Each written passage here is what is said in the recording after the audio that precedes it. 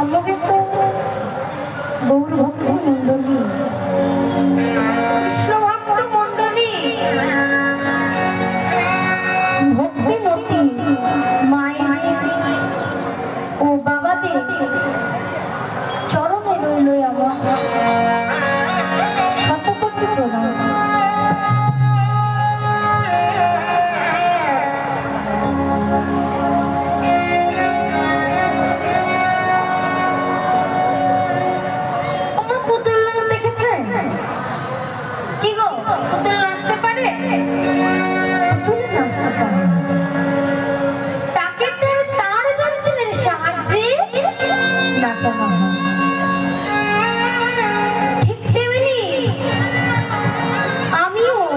আপনাদের কাছে একটু পুতুলের সাথে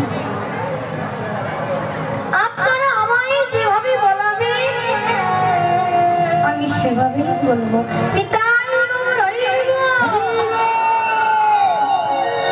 আজকের আমার লীলার বিষয়বস্তু শ্রী গোবিন্দের অপ্রাকৃত লীলা, সর্বশ্রেষ্ঠ লীলা, সর্বলীলার মুকুটমণি শ্রী শ্রীরাম।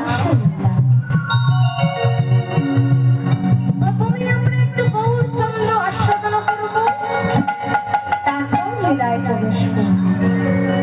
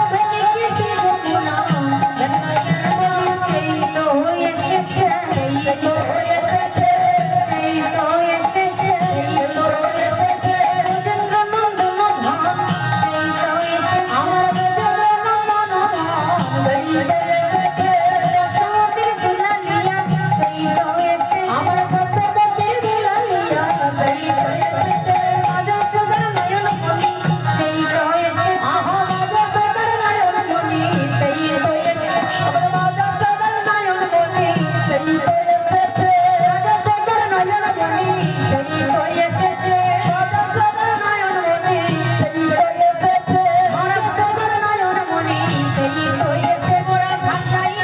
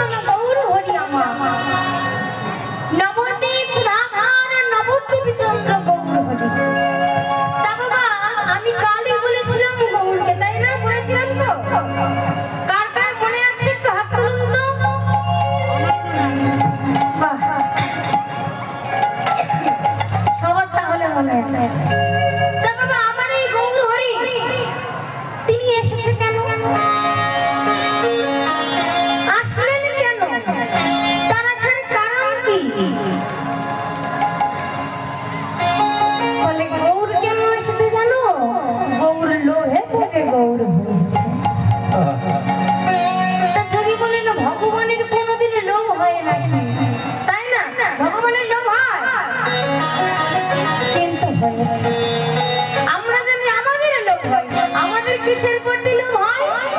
টাকা পয়সা বাড়ি গাড়ি এই সবের প্রতি হয় আমাদের লোভ।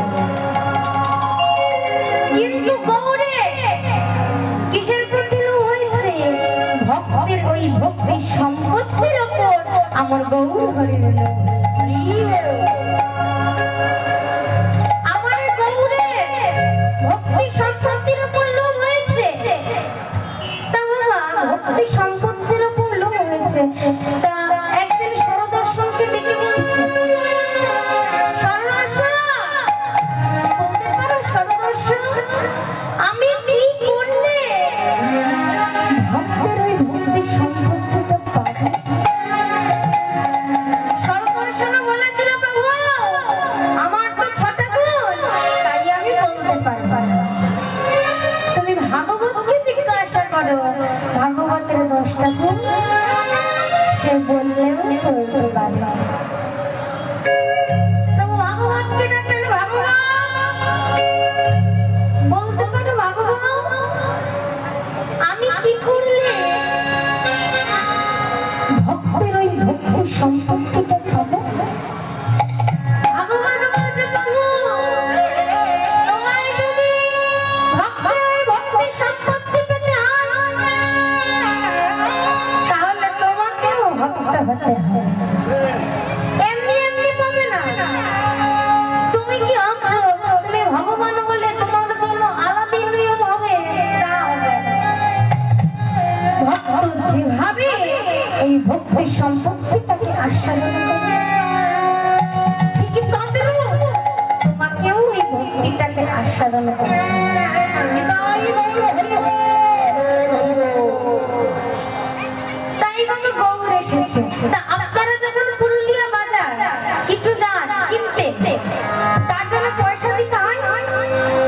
এই মেলায় যা কিনছেন সব কি আপনাকে এমনি এমনি দিয়ে দিচ্ছে? তার জন্য পয়সা লাগছে। ঠিক তেমনি বাবা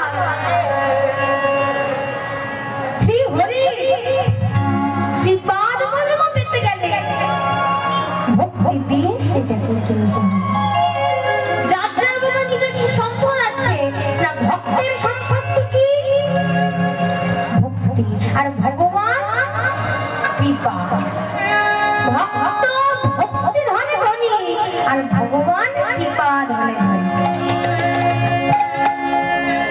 একদিন রায় রামানন্দ কে গৌর হরি জিজ্ঞাসা করেছিল, আসলে রামানন্দ বলতে পারো এই জগতে সবচেয়ে ধনী কে আর সবচেয়ে বড় সম্পত্তিটা কি?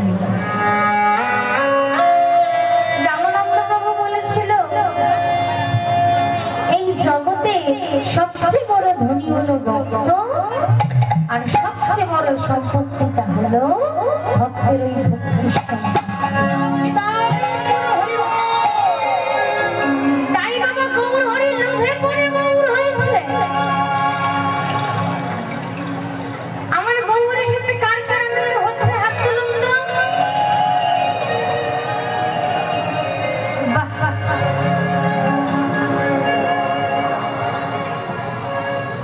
তা বাবা এখানে যে আপনারা এতজন এসেছেন, এখানে বন্যা হচ্ছে? এখানে বন্যা হয়? একবার হয়েছে?